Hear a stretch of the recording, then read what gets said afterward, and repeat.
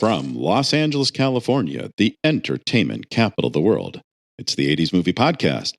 I'm your host, Edward Havens. Thank you for listening today. Before we hop into today's episode, I want to thank every person listening from whatever part of the planet you're at. Over the nearly 4 years I've been doing this podcast, we've had listeners from 171 of the 197 countries on this planet. And occasionally it's very surreal for this California kid who didn't amount much to anything growing up to think there are people in Myanmar and the Ukraine and other countries dealing with war within their borders who still find time to listen to new episodes of a podcast about 33-plus-year-old mostly American movies when the episodes are released. I don't take your listenership lightly, and I just want you to know that I truly appreciate it. Thank you. Okay, with that, I would like to welcome you all to part 3 of our informal miniseries on the 1980 movies of director Martha Coolidge. When we left Miss Coolidge on our previous episode, her movie Joyous Sex had bombed miserably. But lucky for her, she had already been hired to work on Real Genius before Joyous Sex had been released. The script for Real Genius, co-written by Neil Israel and Pat Proft, the writers of Bachelor Party, had been floating around Hollywood for a few years. It would tell the story of a highly intelligent high school kid named Mitch, who would be recruited to attend a prestigious Caltech-like college called Pacific Tech, where he would be teamed with another genius named Chris to build a special laser with their professor, not knowing the lasers to be used as a weapon to take out enemy combatants from a drone-like plane 30,000 feet above the Earth. ABC Motion Pictures, a theatrical subsidy of the American television network geared towards creating movies that could be successful in theaters before playing on television, would acquire the screenplay in the early 80s.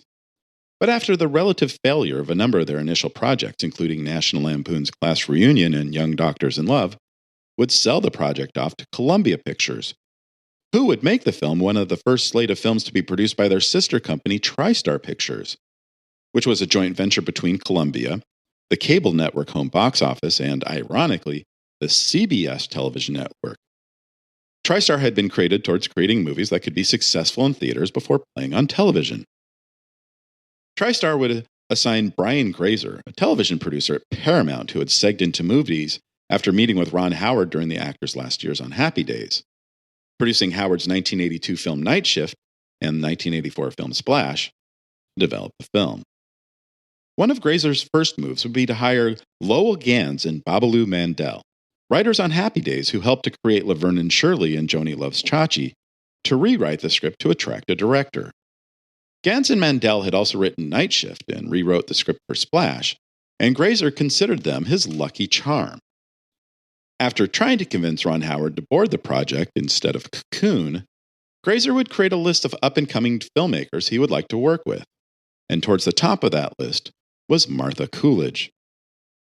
Coolidge would naturally gravitate towards Real Genius, and she would have an advantage that no other filmmaker on Grazer's list would have. Her fiancé, Michael Bax, was himself an egghead, a genius in physics and biochemistry, who in the years to come would become good friends with the writer and filmmaker Michael Crichton. And Bax would work as a graphic supervisor on the movie version of Crichton's book Jurassic Park. He would be a co-writer on the screenplay based on Crichton's book Rising Sun, and he would be an associate producer on the movie version of Crichton's book Congo. Once Coolidge was signed on to direct Real Genius in the spring of 1984, she and Bax would work with former SCTV writer and performer PJ Tarokbe, as they would spend time talking to dozens of science students at Caltech and USC, researching laser technology and the policies of the CIA. They would shape the project to something closer to what Grazer said he loved about the possibility of genius.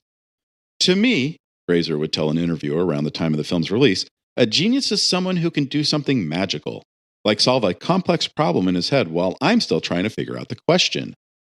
He would continue, I don't pretend to understand it, but the results are everywhere around us. We work, travel, amuse ourselves, and enhance the quality of life through technology, all of which traces back to what was once an abstract idea in the mind of some genius. When their revised screenplay got the green light from the studio with an $8 million budget, Grazer and Coolidge got to the task of casting the film. While the young genius Mitch was ostensibly the lead character in the film, his roommate Chris would need a star to balance out the relative obscurity of his co-star. A number of young actors in Hollywood would be seen But their choice would be 25-year-old Val Kilmer, whose first movie, Top Secret, had not yet opened in theaters, but had hot buzz going for it as the follow-up for the airplane writing-directing team of Zucker, Abrams, and Zucker. 14-year-old Gabe Jarrett, whose only previous film work had been in a minor role in the opening scene of the 1981 Tony Danza, Danny DeVito movie Going Ape, would land the coveted role of Mitch, while supporting roles would go to Coolidge's former co-stars Michelle Mayrink, Deborah Foreman, and Robert Prescott, as well as William Atherton, who at the time was on movie screens as Walter Peck, the main human antagonist to the Ghostbusters, as Chris and Mitch's duplicitous professor Jerry Hathaway, and Patty D'Arbanville, who made a splash on screens in 1981 as Chevy Chase's long-suffering girlfriend in Modern Problems. Shooting would begin on Real Genius in Southern California on November 12, 1984. Most of the film would be shot on sets built at the Hollywood Center Studios, just a few blocks west of the Paramount Studios lot, while several major set pieces, including the memorable finale involving Professor Hathaway's house, a space laser, and 190,000 pounds of popcorn, were shot in the then quiet suburban area of Sand Canyon, a few miles east of Magic Mountain, a popular theme park and filming area about 45 minutes north of the Hollywood Center Studios. Outdoor scenes standing in for the Pacific Tech campus would be filmed at Occidental College in Eagle Rock and Pomona College in Claremont, while some scenes were filmed at General Atomics outside San Diego, standing in for an Air Force base in the film's climax. Shooting on the film would finish after the first of the year, giving Coolidge and her editor Richard Chew about 7 months to get the film in shape for a planned August 7, 1985 release.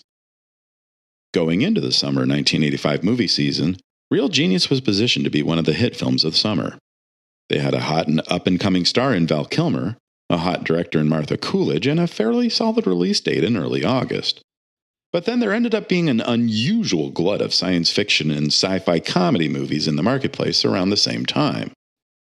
In March, Disney released the dinosaur-themed Baby, Secret of the Lost Legend, which was not a good film and bombed pretty bad. In June, there was the artificial intelligence film Daryl, which was not a good film and bombed pretty bad. In July, there was Back to the Future, which was a very good film and became one of the biggest successes of the year. And there was Explorers, Joe Dante's follow-up to Gremlins, which featured Ethan Hawke and River Phoenix as teenage boys who build their own spacecraft to explore outer space. And although it was one of the best movies released in the summer of 1985, it too bombed pretty bad.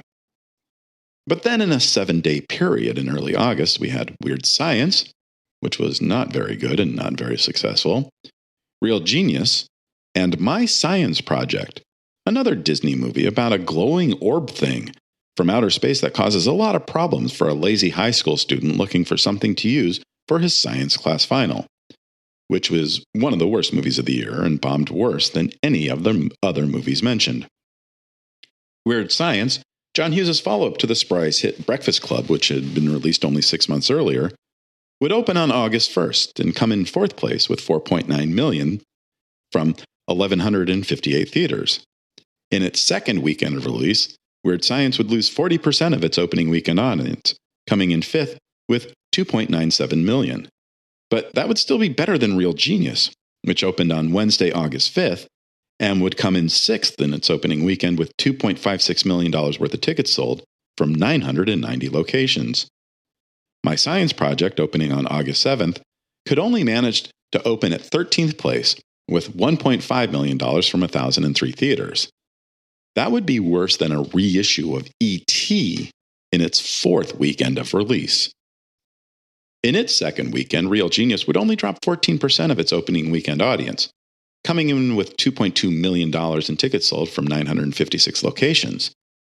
But after a third weekend, losing a third of its screens and 46% of its second week audience, Real Genius would be shuttled off to the dollar houses, where it would spend another 17 weeks before exiting theaters with only $12.95 million worth of tickets sold.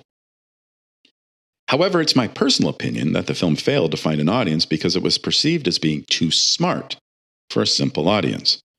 Real Genius celebrates intelligence. It doesn't pander to its audience. In many ways, it belittles stupidity, especially Mitch's moronic parents.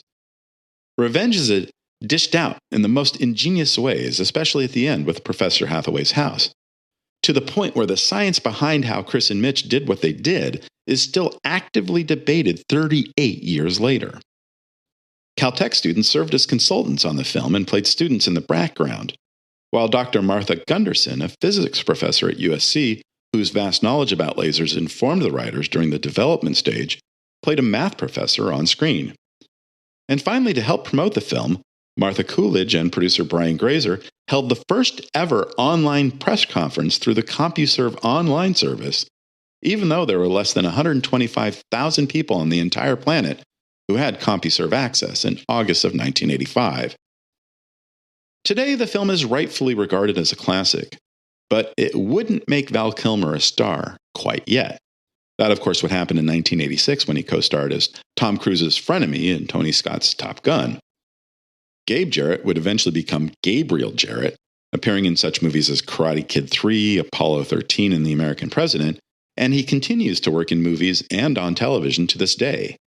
Sadly, the same cannot be said for Michelle Mayrink, who would quit acting 3 years after making Real Genius, but we'll talk about that on our next episode. And of course, William Atherton would cement his reputation as the chuckle nut Gen Xers love to hate when he played the cocky television reporter Dick Thornburg in the first 2 Die Hard movies. And with that, we come to the end of this episode. Thank you for joining us. We'll talk again soon when episode 111 on Coolidge's 1988 comedy Plainclothes is released. Remember to visit this episode's page on our website, the 80s Movie Podcast, for extra materials about Real Genius that we covered on this episode. The 80s Movie Podcast has been researched, written, narrated, and edited by Edward Havens for Idiosyncratic Entertainment. Thank you again. Good night.